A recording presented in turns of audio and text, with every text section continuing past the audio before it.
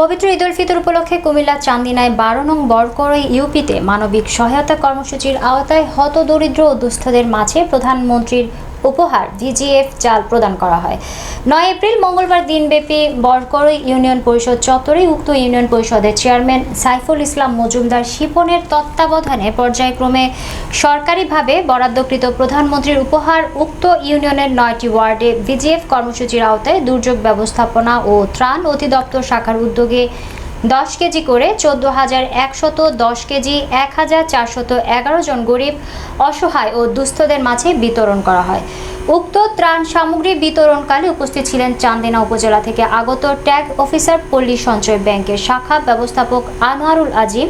উক্ত ইউপির chairman Saiful Islam Majumdar Shipon, UP সচিব মোহাম্মদ রুবেল মিয়া, হিসাব সহকারী হাসানুজ্জামান, উক্ত ইউনিয়ন ওয়ার্ড মেম্বার আশেক এলাহি আশু, শহীদ মিয়া শাহ আলম, শহীদুল ইসলাম শাহ আলম মিয়া, আবুল বাশার, শামির আলী, শাহাদাত হোসেন মহাসিন, সংরক্ষিত মহিলা মেম্বার শান্তি বেগম, খাদিজা বেগম, অনেজা বেগম, সুলাইমান, ইউপি আইন শৃঙ্খলা বাহিনীর সকল সদস্য সহ অন্যান্য নেতৃবৃন্দ প্রমুখ। বিতরণকালে উক্ত ইউপির চেয়ারম্যান সাইফুল ইসলাম মজুমদার শিপন সকলের উদ্দেশ্যে বলেন, জাতির পিতার স্বপ্ন পূরণের লক্ষ্যে পবিত্র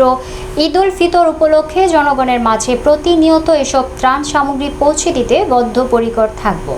সেই সাথে প্রধানমন্ত্রী শেখ হাসিনার জন্য সকলের কাছে দোয়া চান এবং স্মার্ট বাংলাদেশ গড়ার লক্ষ্যে ও সংসদ সদস্য ডাক্তার প্রাণ গোপাল দত্তের নির্দেশে সর্বজনীন পেনশন স্কিমের বিষয়ে সর্বসাধারণের অবহিত করেন।